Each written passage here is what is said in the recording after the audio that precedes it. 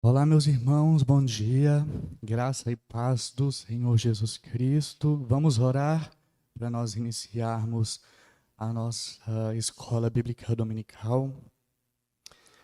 Graças a Deus, mais um domingo aqui reunidos como igreja na presença do Senhor. É uma grande bênção para nós, um grande privilégio isso. Senhor Deus Todo-Poderoso, Pai Eterno, neste momento, eis-nos aqui reunidos em nome de Jesus Cristo. Nós te louvamos, te bendizemos, engrandecemos, ó Deus, o teu santo nome, por tão grande bênção, por tão grande privilégio que nesta manhã o Senhor nos concede de estarmos aqui reunidos em tua santa presença para te cultuar, para oferecer ao Senhor um culto que te seja agradável, e nós sabemos que isso só é possível mediante a pessoa e a obra do Senhor Jesus Cristo. Te damos graças por mais um dia de vida, por mais um domingo que o Senhor coloca diante de nós. Que nesta manhã o teu Santo Espírito nos conduza em todas as coisas, em todos os nossos serviços, em tudo aquilo que for feito, ó Deus. Nós pedimos, sim, neste momento, abra os nossos olhos espirituais para contemplar as maravilhas da tua lei, ilumina o nosso entendimento para compreender a tua palavra, para compreender, ó Deus, as doutrinas da tua palavra. Abra os nossos corações para receberem elas com fé genuína, com fé verdadeira, e que o Espírito do Senhor possa sim realizar grande obra em nossas vidas, em nosso meio, nesta congregação, hoje e sempre. É o que nós pedimos, agradecemos, em nome de Jesus. Amém. Bom, meus irmãos, podem se assentar. Nos últimos 4 domingos, nós falamos acerca dos atributos de Deus. Nós vimos 2 atributos por domingo, então nós vimos um total de 8 atributos de Deus. E esses 8 atributos que nós vimos, eles são apenas alguns de muitos outros que existem. E aí nós queremos encorajar os irmãos que busquem conhecer os demais atributos de Deus. Existem outros atributos, e inclusive a igreja possui um livro que fala especificamente desse assunto, que se chama Os Atributos de Deus, do Arthur W. Pink. Alguém está lendo ele, Rony? Tem alguém com ele? Tem, né? Pois é, já tem alguém aí lendo esse livro, mas depois, aí, quem tiver interessado, pode entrar na fila para pegar, porque é um livro sensacional, ele é muito bom, muito esclarecedor acerca desse assunto, e vale a pena ler ele para aprender mais. Os propósitos destas 4 aulas que nós tivemos dos atributos de Deus é aprender um pouco mais acerca de quem Deus é, de como ele se revela em sua palavra, quais são as características do seu eterno ser. E compreender quem Deus é, nos ajuda a compreender aquilo que ele faz, nos ajuda a compreender as suas obras. E dentre as obras de Deus, a partir de hoje e nos próximos domingos, nós iremos entrar nas doutrinas da graça, especificamente nas doutrinas que dizem respeito à salvação. E aí, na tradição reformada, a salvação ela é exposta num esquema chamado de 5 pontos do calvinismo. E aí, esses 5 pontos, eles, na verdade, eles são uma maneira de criar um esquemazinho, de sumarizar a maneira como Deus salva pecadores. São 5 temas, 5 assuntos que nós iremos ver nas próximas aulas e que vão nos ajudar a compreender como é que Deus salva os pecadores. Quais são, digamos assim, os estágios da salvação? E aí eu trouxe aqui, né, para poder ajudar, uma ilustração sobre os 5 pontos. Nós iremos falar primeiramente da depravação total, eleição incondicional, expiação limitada, graça irresistível e perseverança dos santos. São 5 temas, 5 assuntos que dizem respeito à salvação, especificamente sobre isso. E aí, serão assim 5 exposições onde tanto eu quanto o pastor Rony, nós estaremos aqui na intenção de mostrar para os irmãos na Bíblia, ensinar para vocês aquilo que a Bíblia traz acerca desses 5 pontos. Eu posso dizer que esses 5 pontos são os 5 pilares fundamentais da fé cristã. Nos ajuda a compreender acerca da salvação. É importantíssimo nós aprendermos isso para compreendermos o que é a salvação, para que a salvação existe, por que Deus salva. Beleza, eu disse que a gente vai falar sobre os 5 pontos do calvinismo, mas aí surge a dúvida. De onde que surgiu esse termo, 5 pontos do calvinismo? Como vocês podem ver no próprio nome, é algo que diz respeito a uma pessoa que é o Calvino. Né? Então, seria algo que surgiu a partir dos ensinamentos de João Calvino. E, verdadeiramente, nós vamos ver que o João Calvino, ele foi assim um teólogo importantíssimo na Reforma Protestante, de uma maneira geral, mas principalmente no que diz respeito à salvação. A maneira como ele elaborou essa ideia dos 5 pontos, né? Não da maneira como existe hoje, porque isso foi feito depois dele, mas foi feito a partir das obras dele, a exposição que ele traz acerca da salvação foi algo inovador na época, foi algo transformador e muito importante. Mas aí, voltando, né, um pouco no tempo, os 5 pontos do calvinismo, eles surgiram a partir de um debate, de uma disputa entre 2 grupos de pessoas. Discípulos de Jacó Armínio, que era um teólogo holandês daquela época, e os discípulos de João Calvino, que era um teólogo francês. E aí eu trouxe aqui uma imagem, né, dos dois. Está um pouco escuro, né, por causa da parede, mas do lado de cá a gente tem o Armínio, o Jacó Armínio, e do lado de lá o João Calvino. É interessante que o Armínio ele foi grandemente influenciado pelos ensinamentos de João Calvino, porque ele estudou ali em Genebra, né, teologia, e ele estudou a partir de um dos discípulos de João Calvino, que era o Teodoro de Beza. Então, nós podemos dizer que o próprio Jacó Armínio, ele bebeu muito da teologia calvinista. E dentro desse aprendizado dele, ali em Genebra, muitas coisas ele não concordou. Ele aceitou algumas coisas, algumas doutrinas, alguns ensinamentos, mas outros ele foi contra. E aí foi nesse momento da história em que ele começou a difundir os seus ensinamentos. E principalmente ali na igreja holandesa, ali na igreja da Holanda. O Armínio, ele era um teólogo muito influente ali no meio, naquela época, naquela região.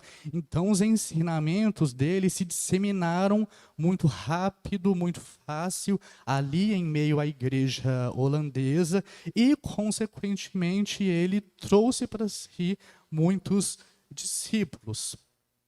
E ele foi um dos teólogos que se levantou na época contra o ensino do João Calvino acerca da salvação, acerca de como é que Deus salva seres humanos.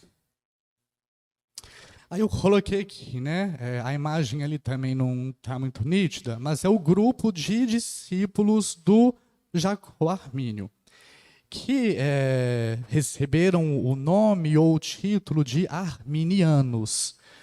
Porém, naquele momento, ali naquela época da história, após a morte do Jacó Armínio, os discípulos deles formularam um credo, um documento contendo 5 artigos para poder apresentar perante as autoridades holandesas ali no ano de 1610. Naquela época, era muito comum que as autoridades civis exigissem dos grupos religiosos um documento onde eles explicassem que religião é essa, que seita é essa, que movimento é esse, no que eles creem, no que eles pregam, o que eles ensinam. Nessa época, né, ali no século XVI, XVII, até o XVIII, era muito comum isso. Tanto que foi durante esse período que surgiram as confissões de fé, que surgiram os catecismos reformados. Então era muito comum isso acontecer. E aí os discípulos do Jacó Armínio fizeram esse documento contendo 5 artigos, onde eles expõem acerca da salvação. E aí, por causa disso, desse movimento deles, isso recebeu o nome de remonstrância. Por isso, esses discípulos do Jacó Armínio, eles foram, na época, chamados de remonstrantes. É muito comum nós ouvirmos esse termo também para se referir aos arminianos daquela época. Eles eram os remonstrantes, porque eles vieram com um documento, com uma nova proposta de doutrinas, de ensinamentos acerca da salvação. E a ideia deles era exatamente mostrar que aquilo que João Calvino havia proposto, havia ensinado, não fazia sentido. Beleza.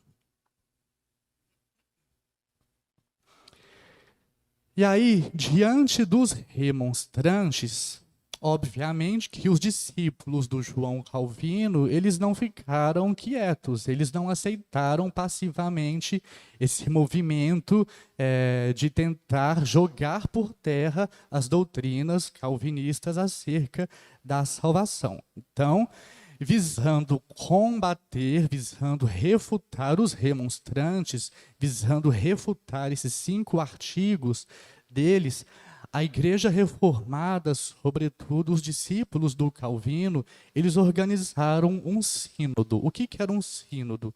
Um sínodo era uma assembleia, uma reunião que tinha como objetivo tratar determinados assuntos e chegar à conclusão em relação a esses determinados assuntos.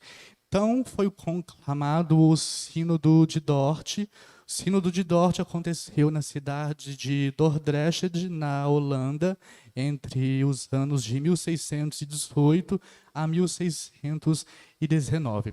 É importante deixar claro que nesse período da história, tanto o João Calvino quanto o Armínio, eles já haviam morrido. Então, eles não viveram, eles não participaram, né, desse sínodo. O sínodo aconteceu entre os discípulos de um e os discípulos do outro. E aí a gente vai ver que vai ser nesse sínodo de Dort que ele foi assim um marco ali na história da Reforma Protestante, onde vão surgir os 5 pontos do calvinismo, que até o momento era algo que não existia. Existiam as doutrinas da salvação, mas não conforme 5 pontos. E nós vamos ver por quê. E aí, como resultado do Sínodo de Dort, foi organizado um documento, como se fosse uma ata contendo ali tudo que foi discutido, tudo que foi apresentado e também visando refutar, visando combater os 5 artigos dos arminianos, dos remonstrantes. E esse documento recebeu o nome de Cânones de Dort. E no Cânone de Dort constam 5 respostas aos 5 artigos dos remonstrantes dos arminianos. E aí é nesse documento que, por fim, vai surgir os 5 pontos ou os 5 artigos do calvinismo dizendo respeito à salvação. Eu tentei pegar na internet. Essa aqui é uma réplica do documento da época. E aí vocês podem ver, né, que interessante que era. Mas aí alguém pode pensar, Bernard, beleza, os discípulos do João Calvino se reuniram ali naquele sínodo, discutiram e tudo mais, mas qual o embasamento deles para poder, primeiro, criticar os discípulos do Jacó Armínio e arrogar para si a ideia de que os ensinamentos ou as doutrinas de Calvino eram as doutrinas corretas? Bom, os cânones de Dort, eles foram elaborados, obviamente, tendo como base a Bíblia, tendo como base as Escrituras. Mas os discípulos do Calvino, eles se valeram também dos escritos do teólogo. E, sobretudo, desse escrito aqui, que são as Institutas da religião cristã. As Institutas da religião cristã, elas foram escritas pelo João Calvino, e elas têm como objetivo também apresentar, né, o que é a fé cristã, no que consiste a fé cristã, quais são as doutrinas propostas pelo Senhor Jesus, pelos apóstolos, e como que os cristãos reformados devem levar, devem ensinar a fé cristã. E aí, inclusive, as Institutas é como se fosse uma teologia sistemática, né? Ela traz, a partir de assuntos, as ideias do João Calvino, dos determinados temas que a Bíblia nos apresenta. E aí, irmãos, tanto os cânones de Dort quanto as Institutas são documentos assim importantíssimos para nós ainda hoje, né? Então eu quero aproveitar aqui que eu estou mostrando, que eu estou falando a respeito deles e estimular, incentivar os irmãos que procurem essas obras, que conheçam elas, que leiam elas, que estudem elas, porque elas são fundamentais para nós ainda hoje. São documentos históricos, documentos antigos, de séculos atrás, mas ainda hoje eles são válidos para nós. E aí, eu coloquei, né? Eu disse que nos cânones de Dort traziam 5 respostas aos 5 artigos dos arminianos, dos remonstrantes. Mas aí alguém pode perguntar, Bernard, quais são esses 5 artigos? E aí eu trouxe aqui para vocês. São 5 temas onde os arminianos discorreram, visando ali apresentar os ensinamentos deles, defender aquilo que eles criam sobre esses determinados assuntos. Então aí, primeiro assunto.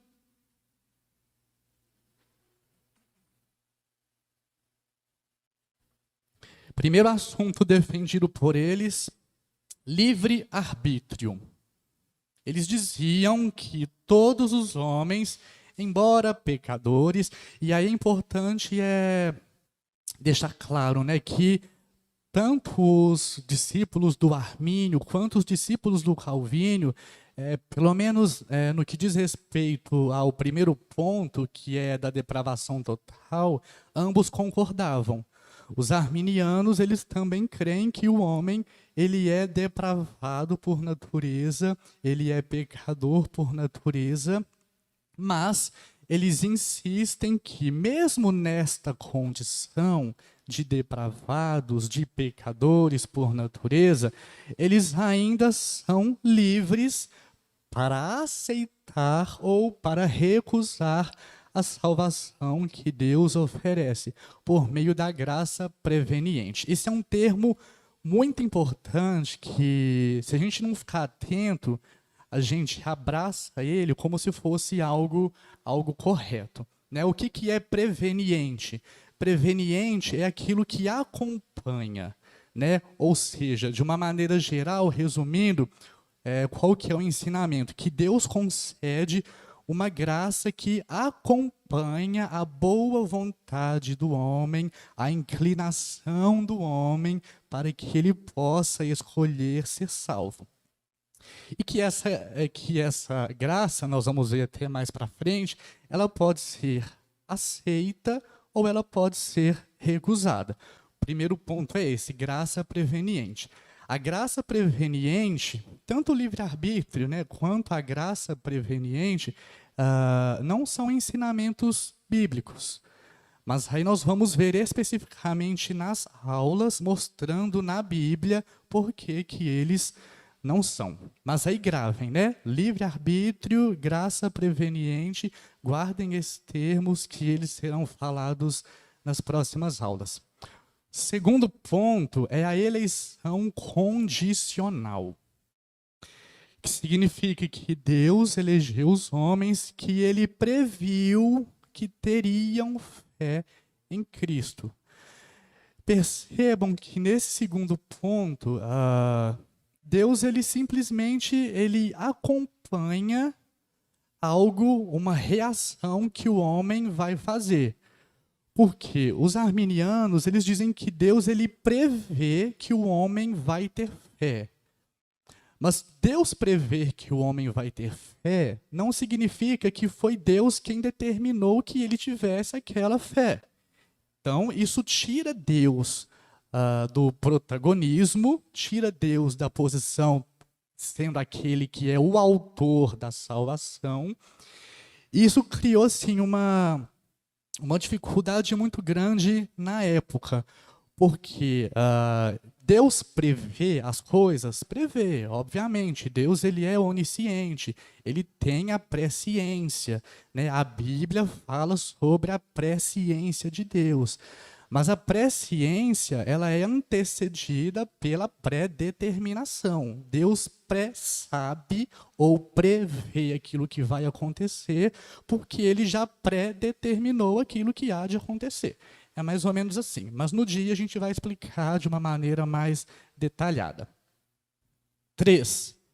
Expiação ilimitada. Diz que Cristo morreu por toda a humanidade, todos os seres humanos, do primeiro até o último que há de nascer, e não somente por um grupo determinado. Alguém aqui? Não, deixa para o dia. Ponto 4. Graça resistível, é o que eu falei, né, que vai contrapor o ponto 1. A graça resistível é a ideia de que os seres humanos podem resistir à graça de Deus para não serem salvos. E esse ensinamento nós vamos mostrar na Bíblia que ele não é correto. E por fim, ponto 5.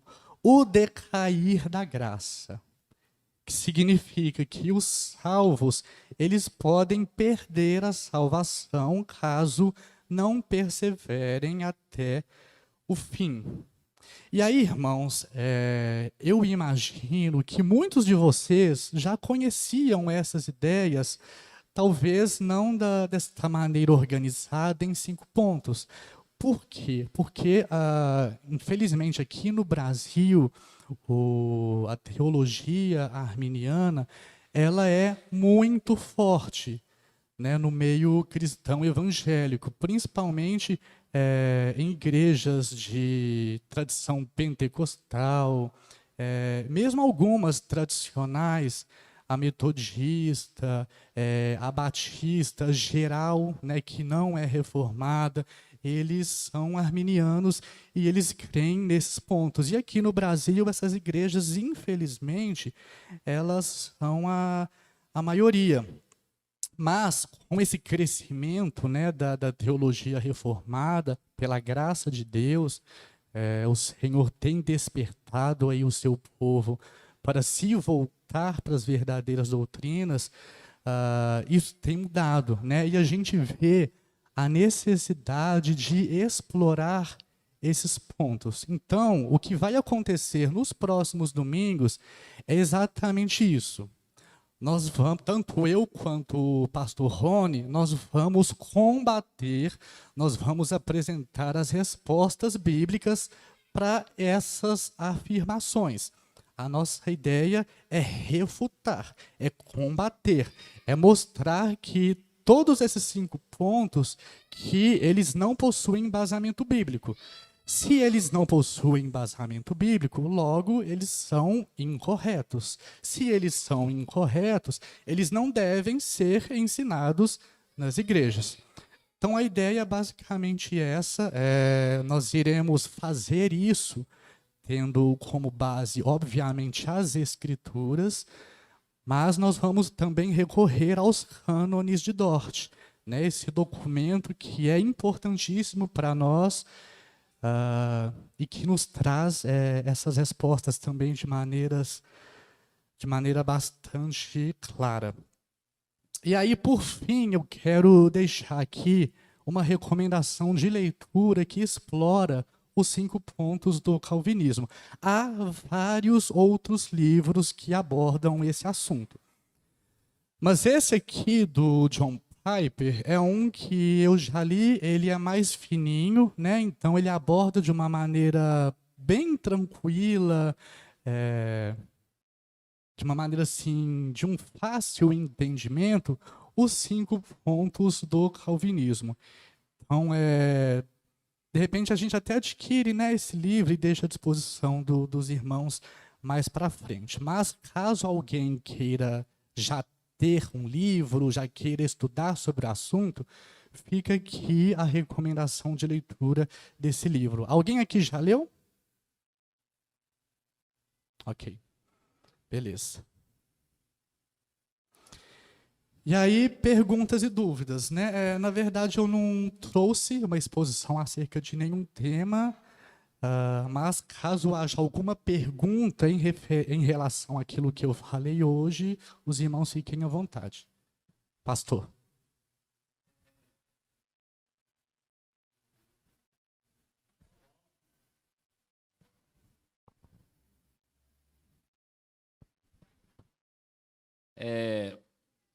O R6 Pro ele tem um estudo muito interessante sobre os 5 pontos e ele mudou um pouco algumas terminologias, por exemplo, depravação total. Eu acho que seria interessante apresentar isso, né? Esses nomes que ele mudou para ficar mais compreensível e mais tranquilo também. Porque depravação total, assim, é assustador, né? Uma coisa. De repente, um termo que ele usou que eu achei muito interessante. E aí a questão também, algumas palavras eu percebo que são difíceis para os irmãos, né? Por exemplo, sínodo, que é assembleia, reunião, né? Então, às vezes, os irmãos estão ouvindo, mas nem sabem o que é. Aí é só isso, é só para a gente, esses termos, dar uma explicação sobre eles para facilitar ainda mais. É isso aí. Ok. Os termos, eles vão ser apresentados no dia que a gente trouxer as doutrinas, né? Existem outras nomenclaturas, né, para depravação total, para expiação limitada e os demais pontos. E aí nós vamos trazer no dia em que eles forem expostos.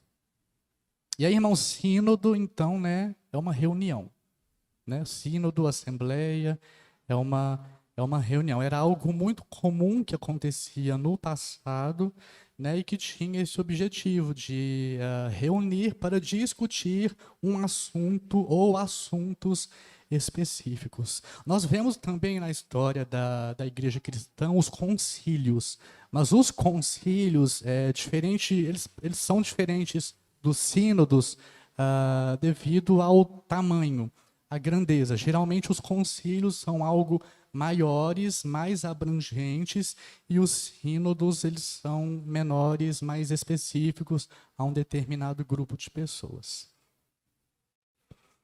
Mais alguma dúvida sobre o que foi dito aqui hoje? Estamos com tempo. Quero fazer uma pergunta. Ah. Os discípulos de Calvino, eles inventaram os 5 pontos, também conhecidos como doutrinas da graça? Não, eles não inventaram, nem eles, nem o próprio Calvino, eles inventaram as doutrinas da graça. Se a gente puder dizer que alguém inventou, essa pessoa foi o próprio Deus, né? Por meio do Senhor Jesus Cristo, por meio dos seus profetas, por meio dos apóstolos. Então, novamente, aquilo que vai ser exposto aqui hoje são doutrinas bíblicas. Elas possuem essa nomenclatura de 5 pontos do calvinismo, porque foi o Calvino, o teólogo da época, que se aprofundou mais nesse assunto e desenvolveu essas doutrinas. Então, isso ficou cunhado como sendo algo desenvolvido dele. Simplesmente isso. Mas não foi ele quem inventou. Tanto que nos dias das exposições, a nossa preocupação vai ser expor o que a Bíblia diz. A gente pode até trazer uma citação do Calvino ou de um outro reformador, mas, sobretudo, nós usaremos aqui a Bíblia Sagrada para poder mostrar o que ela ensina acerca desses assuntos.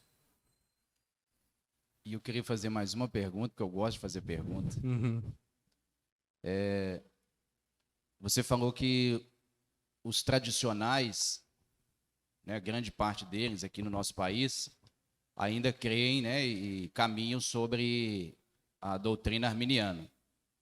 E não são todos, é claro, mas você citou os batistas, por exemplo, reformados, os próprios presbiterianos, eles caminham em cima da doutrina calvinista, ou a que a gente chama de teologia reformada.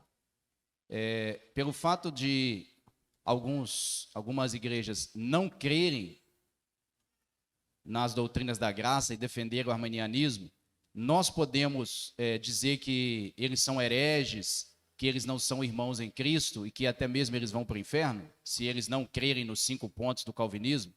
Uhum. Bom, é uma pergunta complicada, né? Eu possuo a minha opinião a respeito disso, porque eu penso o seguinte: se naquela época, né, 1618, 1619, os discípulos do João Calvino tiveram essa preocupação em refutar os arminianos, isso significava que eles não concordavam com os ensinamentos deles, que eles não criam que as doutrinas arminianas eram doutrinas ortodoxas. O que é algo ortodoxo? Algo confirmado, algo correto segundo os ensinamentos bíblicos. Então, eu creio que ainda hoje permanece a mesma posição, o mesmo posicionamento. Pelo menos essa é a minha opinião, né? Talvez os pastores pensem diferente. Mas eu penso que essas doutrinas, ainda hoje, elas não são doutrinas bíblicas, não são doutrinas ortodoxas, e que, portanto, não devem ser aceitas, não devem ser ensinadas nas igrejas. Mais alguma pergunta? Não?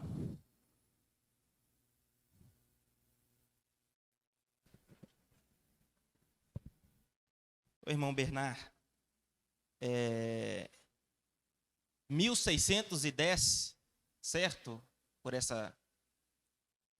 esses anos, de lá para cá, houve alguma reforma nesses pontos ou eles continuam o mesmo de lá para cá?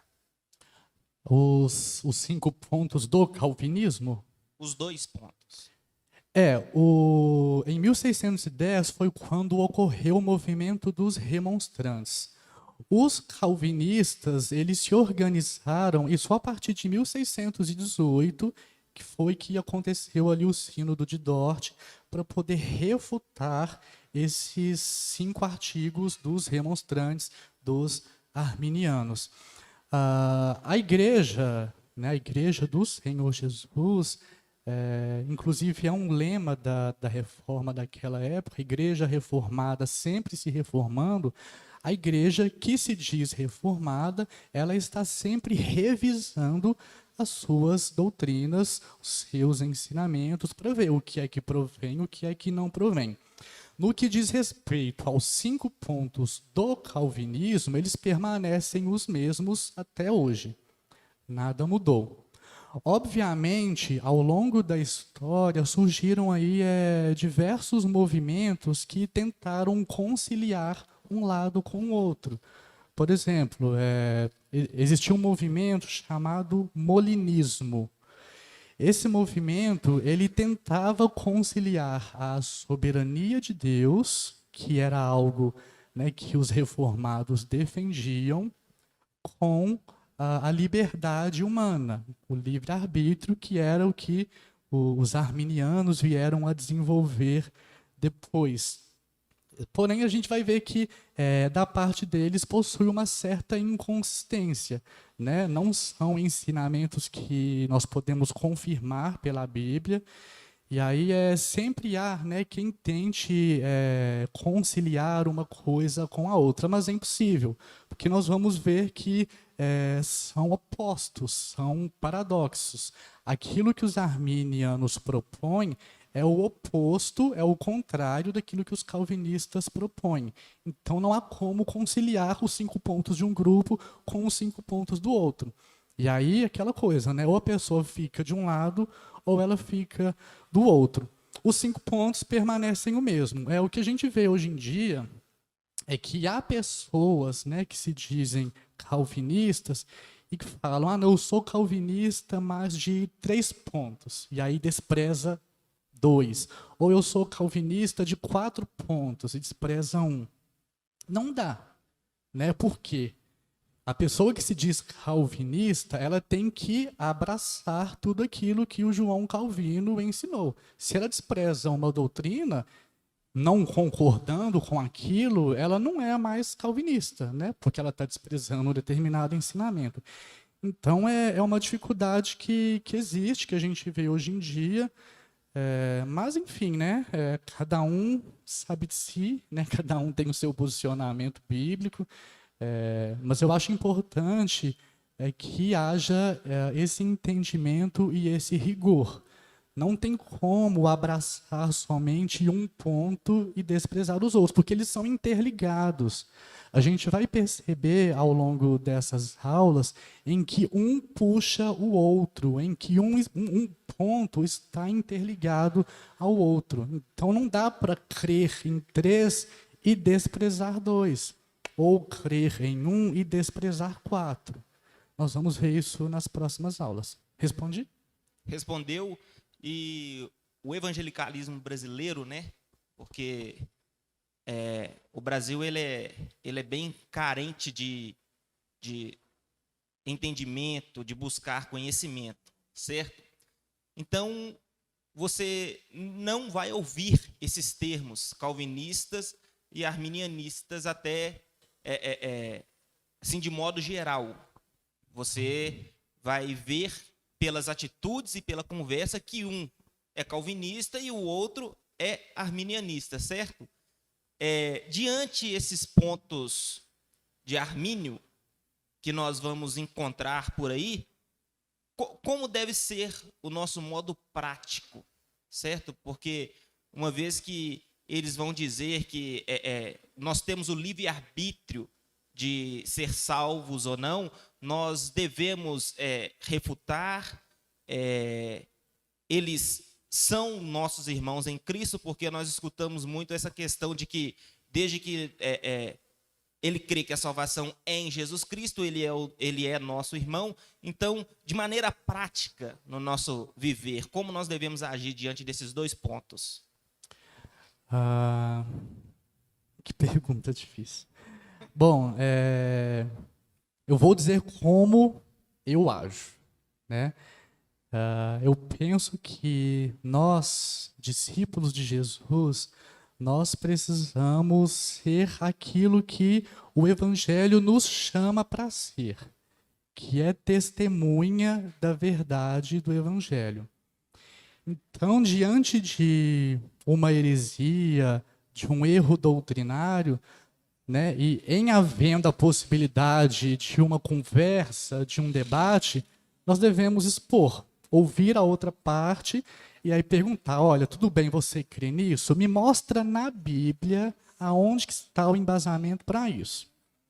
E aí a grande dificuldade, né, de muitos arminianos é exatamente isso, porque eles podem até ter textos que sugiram a esses ensinamentos, porém, quando a gente vai ver o contexto em si, ele é desprezado.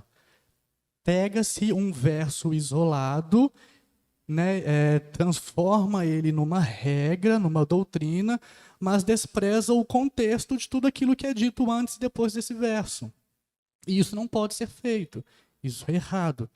Então, primeiro ponto eles têm os ensinamentos deles e nós temos o nosso. Nós devemos expor o nosso e mostrar biblicamente. É claro que também a gente não vai ficar naquela uma guerra, né, religiosa, né? Cada um vai expor o que acha, e aí se a pessoa vai crer ou não, não é obra humana, né? O convencimento, o quebrantamento, a conversão, ela é obra do Espírito Santo. O Espírito Santo vai operar em um para a salvação e em outro não.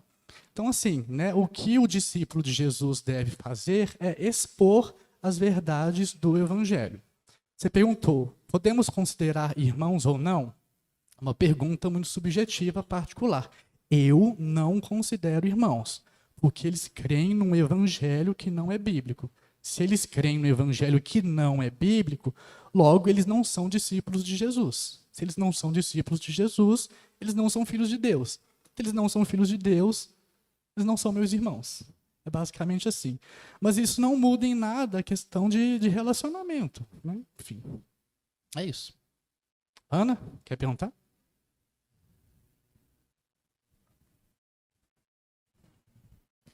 Não é nenhuma pergunta, não. Mas é um comentário. A questão sobre como é difundido essas questões no Brasil, né, que ele citou, que falta conhecimento e tudo mais. Eu acho que o calvinismo, esse tipo de coisa não é para todo mundo. Como que eu posso dizer? Não é... Na Bíblia fala, né? Quando eu era menino, eu comia coisas de menino. Aí, por exemplo, escandaliza muito você ouvir que Deus escolhe alguns. Então, é um tipo de coisa assim que você tem que... É um preparo para a pessoa chegar nesse nível e entender, porque escandaliza, né? Isso. A pregação do Evangelho, o próprio apóstolo Paulo disse, né, que para aqueles que se perdem, que ela é loucura, né? A mensagem do Evangelho, ela é tida como loucura. Por quê? Porque são doutrinas, são ensinamentos que só vão ser acolhidas, abraçadas por aqueles em quem o Espírito Santo agiu, né?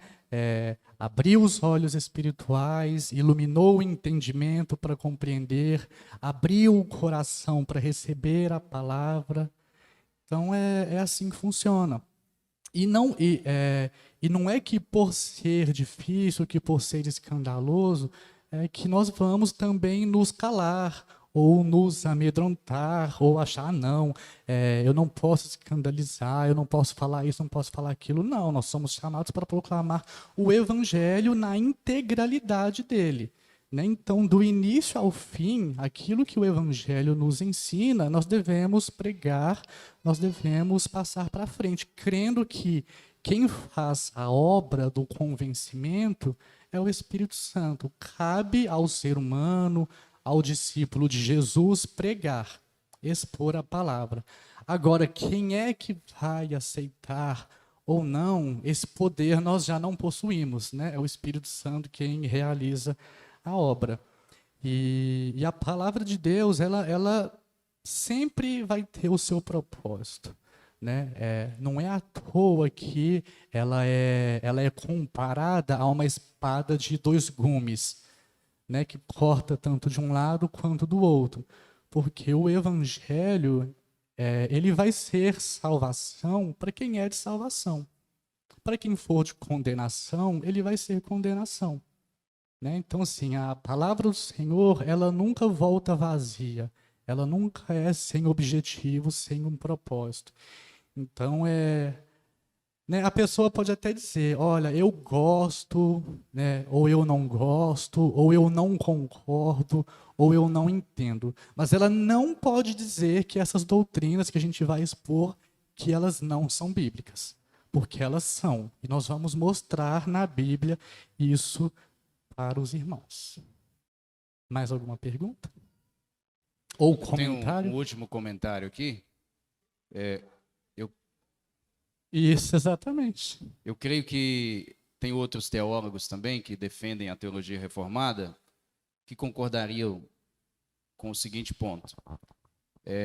A pessoa, né, ela não precisa crer na predestinação, por exemplo, para ser salva. Ou seja, a Escritura ensina que salvação é pela graça mediante a fé. E interessante a gente observar, porque como a Ana disse ali, nós reformados, nós corremos às vezes um grande risco de pensar de que o fato de nós sermos reformados, nós somos superiores aos demais, né? E isso seria um erro, ao meu ver, tendo em vista que o próprio nome já diz, né? É as doutrinas da graça, não as doutrinas do orgulho. Então, quando nós falamos do ponto da predestinação, ou, né, da eleição, da expiação limitada, essas doutrinas, elas são um golpe mortal no qualquer tipo de orgulho humano. Portanto, se essas doutrinas me levam a me orgulhar e pensar que eu sou melhor do que aquele que não pensa da minha maneira e que não crê da minha maneira, eu ainda não entendi as doutrinas. Porque verdadeiramente essas doutrinas, elas nos colocam num estado de humilhação. Porque Deus chega para nós e fala assim: não tem nada que você possa fazer para ser aceito na minha presença. E isso me humilha, né? Então, eu entendo que, embora a pessoa não creia na doutrina da predestinação, um dia, seja aqui ou lá na glória, ela vai entender que ela foi predestinada. E isso aconteceu antes da fundação do mundo. É só um comentário, mas tem muita coisa por vir ainda, né? Exatamente. 5 minutos, mais alguém? Não? Vamos orar então, encerrando a aula de hoje. Graças a Deus. Deus amado, que grande bênção é poder meditar nas doutrinas do Senhor, naquilo que a Tua palavra nos ensina, Deus. Te louvamos pelo dia de hoje e desde já colocamos os próximos domingos diante de Ti, pedindo que o Senhor nos dê a Tua bênção, que o Senhor nos dê a revelação que somente o Espírito do Senhor pode dar, e para que a Tua igreja seja edificada, consolada e exortada acerca de quem Tu és e daquilo que Tu fazes, ó Deus. Nós daremos prosseguimento ao nosso culto, pedimos a tua bênção a ele, que o Espírito do Senhor nos conduza em todas as coisas, que nós possamos te cultuar da maneira como o Senhor ordena, para a glória do teu santo nome. É o que eu oro e agradeço, em nome de Jesus. Amém.